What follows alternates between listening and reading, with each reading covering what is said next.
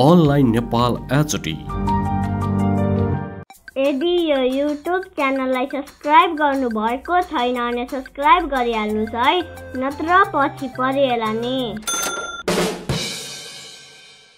नेपालले काम रोक्न पत्राचार गरे पनि अटेर गर्दै भारतले सीमा नदी महाकालीको बहाव परिवर्तन गरेर दार्चुला सदरमुकाम पारीपट्टि एकतर्फी रूपमा तटबन्ध निर्माण जारी राखेको छ।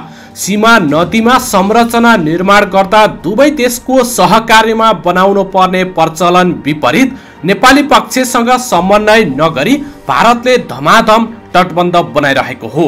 गत पुसमै महाकालीको धार बदलिने गरी काम थाल्दा जिल्ला प्रशासन कार्यालय दार्चुलाले रोक्न भन्दै पत्राचार गरेको थियो। त्यसको व्यवस्था गर्दै भारतले करिब 120 मिटर लामो तटबन्ध निर्माण गरिसकेको छ।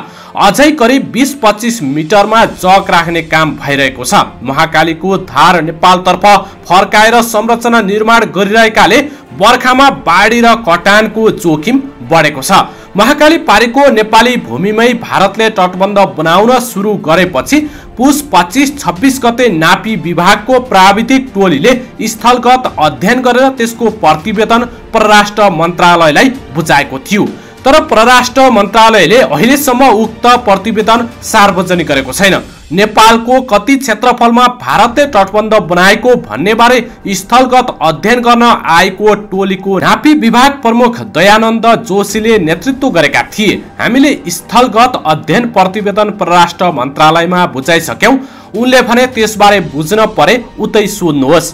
परराष्ट्र प्रवक्ता सेवा लम्सालले भने नापीको उक्त प्रतिवेदन बारे जानकारी नै नभएको बताएकी छन्। परराष्ट्र मन्त्री प्रदीप ग्यावालीले पनि त्यसबारे अहिले कुनै जानकारी प्राप्त नभएको बताएका छन्। महाकालीमा तटबन्धका कुरा 3 महिना अघिकै हुनुपर्छ मन्त्री ग्यावालीले भने। हिजो आजकै कुरा हो भने मन्त्रालयमा थप अपडेट लिएर मात्र भन्न सक्छु। 2070 सालको बाढी अघि नदी बग्ने क्षेत्रबारे स्थानीयसँग बुझ्दा र नापी कार्यालयमा रहेको नक्सा हेर्दा भारतले करिब 25-30 मिटर ओरसम्मको नेपाली भूभागमा तटबन्ध निर्माण गरिरहेको देखिएको छ। महाकाली नदी निर्माण आयोजनाका निर्देशक शोभाकर पौडेलले भने दार्चुलाका महाकाली छेउका स्थानीयले पनि नदीले धार परिवर्तन गर्दा नेपालको भूभाग भारततिर गएको बताएका छन्। गल्फैका स्थानीय लोकमणि ठगुन्नाका अनुसार नदी किनारमा गाउँलेले खेल्ने पुरै भाग हाल नदी पारी गइसकेको छ। भू संरक्षण कार्यालय र त्यसको वरिपरि भाग नदी पारी सरेको छ। 2070 असारको बाढी पछि नेपालको महाकाली किनारमा पक्की तटबन्ध निर्माण गर्दा अन्तर्राष्ट्रिय मान्यता अनुसार काम सुरु गरेको थियो। भारतले भने एकलौटी रूपमा काम अघि बढाएको स्थानीयको गुनासो रहेको छ। विगतमा पनि भारतले महाकाली किनारमा नदीको धार परिवर्तन हुने गरी संरचना राखेकाले सदरमुकाम क्षेत्रमा नेपालतिर बढी क्षति भएको नेपाली अधिकारीहरूको बुझाइरहेको छ।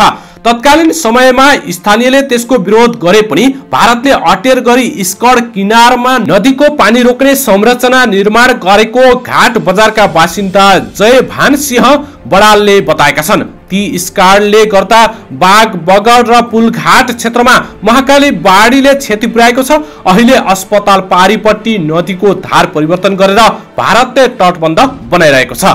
उक्त क्षेत्रमा दिनहुँ जसो स्काइभेटरको काम भइरहेको र नदी छेउमै पुगेर पानीलाई नेपालतर्फ फर्काएर तटबन्धको जग खनिरहेको महाकाली नदी नियन्त्रण आयोजनाले जनाएको छ।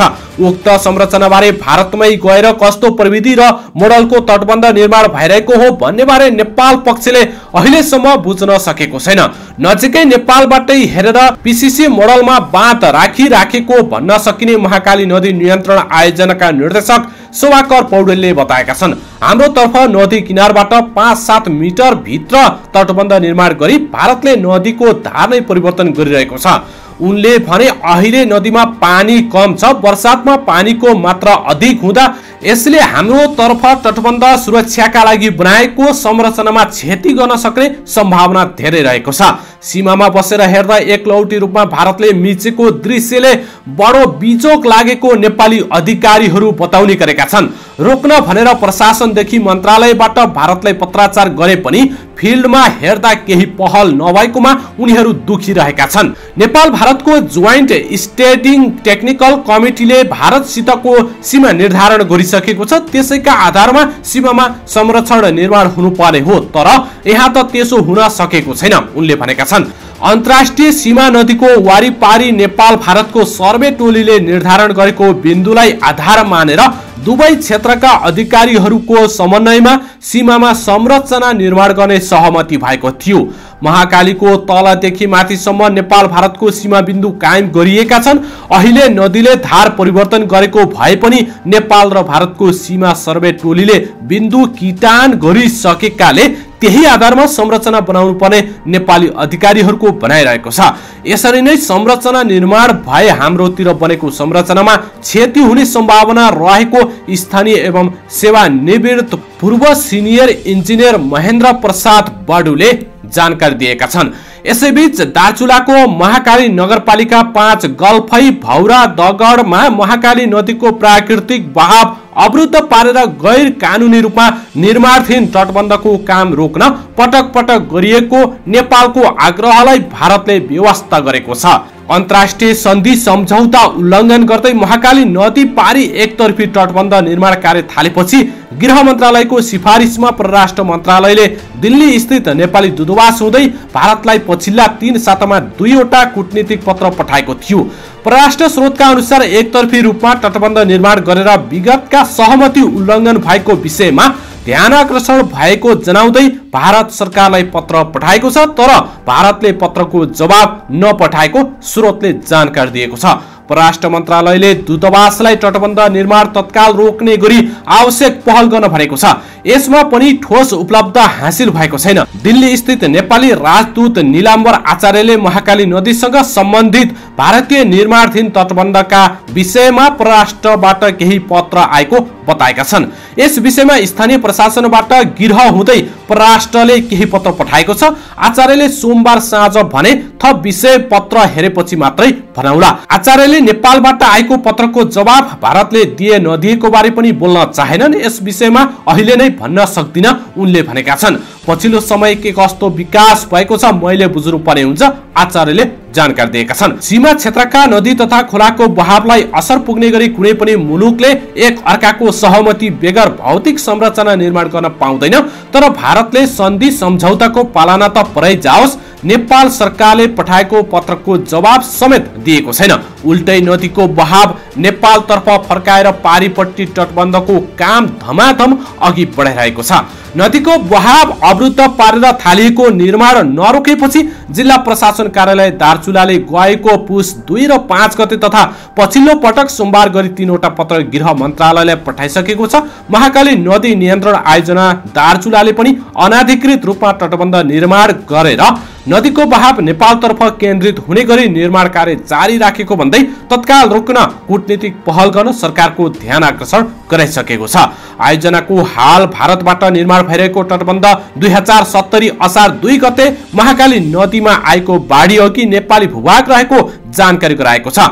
आयोजना र प्रशासनबाट यसअघि भएका आएका दुवै पत्रलाई गृहले परराष्ट्रमा पठाएको थियो। पत्रको बदार्थ गृहले सीमा अतिक्रमण हुने गरी निर्माणाधीन तटबन्धको काम रोक्न भारतीय सीमा सुरक्षा बल एसएसपी सँग आवश्यक समन्वय गर्ने निर्देशन दिएको थियो। तर एसएसपी ले यस विषयमा माथिको आदेश भन्दै रोक्ने बारे समन्वय नै गर्न नचाहेको गृहका अधिकारीहरूले जानकारी दिएका छन्।